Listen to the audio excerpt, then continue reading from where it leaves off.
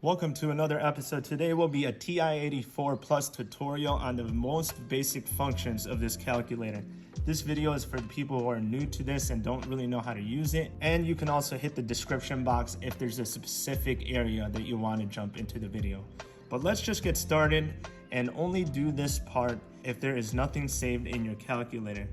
Sometimes other students messes with the class calculator and the settings gets all messed up. If you want to reset it back to factory settings, hit second, then hit that plus button. Scroll, and this is how you use to scroll around.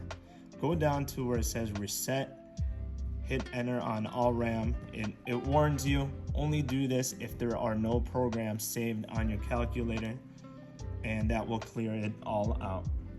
If you look in the calculator, there are blue words or blue functions on your calculator, and if you want to access that, you just hit second. Let's say pi. I want to access pi. I can't just press that. I have to press second first and then pi, and you will get pi, just like that. The alpha button accesses the green parts. So let's say you want to type the letter S, right?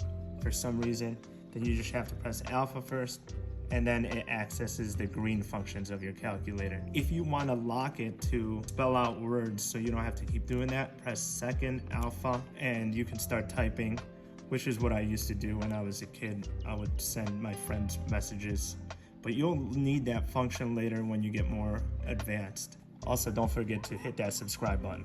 If you want to clear that out, you just press clear and it will clear the whole thing out. So let's start with typing fractions. If you want to type fractions, you can do it in two ways. One is just using parentheses, and let's say 1/2. You just got to press divide by 2, and that's how you press a half. You can also do it this way. Hit alpha and y equals, and ND just represents numerator and denominator, and you can type a fraction like that too. Pretty easy. Let's say I want to simplify a fraction on the calculator. Let's say we want to simplify 8/72, right? And that's a decimal. Just hit math fraction and it will turn it into a fraction. If you go to math and decimal, then it can convert it back to a decimal. Let's say you want to square a number, right? 6 squared. Hit 6 and then the square button is right there. You can also do that in another way. You can hit 6 to the power of, which is this button. It raises it to a power of 2.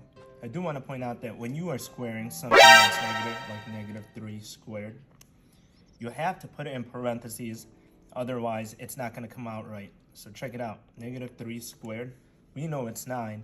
If you don't use parentheses, it's going to come out wrong. So make sure you use parentheses. Let's say you want to access square root, right? You see how that function square root is in blue? You have to hit second first, square root of 36, and that's how you would type it. Absolute value is kind of hidden. You have to hit math, go to number, scroll to number, and it says abs, and you'll get the absolute value bar. 9 minus 16, that should equal 7. So there you go. All right, let's say you type something in long, right? 3.125 plus 336 minus 89, and you don't want to start over. You can press and scroll right here, and let's say I meant to put 316. Second, insert INS. It will insert whatever you want in front of where you're at. So 316, that's how you would type it. So let's say I messed up. I meant to put 3.123. Second, insert, and that way you don't have to start over. Boom. Let's say I don't want to type my answer that I just got right there, right? You could just press second answer, second, and ANS, and it will pull that up. So here's how it's useful. Let's say I needed to divide by that number. I put 9 divided by my answer, and I will get that. If you want to type a graph on the calculator, you press y equals. And let's say we're trying to graph 3x minus 2. 3, the x button is right here. You don't have to type y equals because it's already right there. Y equals 3x minus 2. And here are some cool functions that will save you some time. let's say you want to get a table of values, right? You see how it says table in blue? Second table. And I can get a table of values right away. If you want to see what that graph looks like, you hit graph and it will graph it. And the last part of this tutorial that I want to go through is, let's say I want to change the intervals and how my graph looks like. Just press window. X minimum is the minimum number on the x-axis that you want to go to. So let's say I want to change it to 30. Maximum, I want it to go all the way up to 30. XSCL is your intervals, what you want your intervals to count by. I want it to count by 5s. Y minimum, same thing. And X scale, I think that means scale, is just your intervals. And I hit graph, right?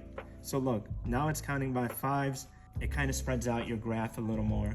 And you can control what you want your graph to look like. If you want to get out of the graph area and you're stuck at a particular part of the calculator, just hit second and you see that blue word, it says quit, and we'll go back to the main screen. So that's pretty much it. If you want to clear some stuff I forgot, you can just clear it. And again, since we played around with that window, if I want to reset the calculator, go ahead and do that. And now it's back to factory settings. I'll try to run through more calculator tutorials for you. Play around with the calculator, hope you're a little comfortable with that, and I will see you on the next episode. Peace.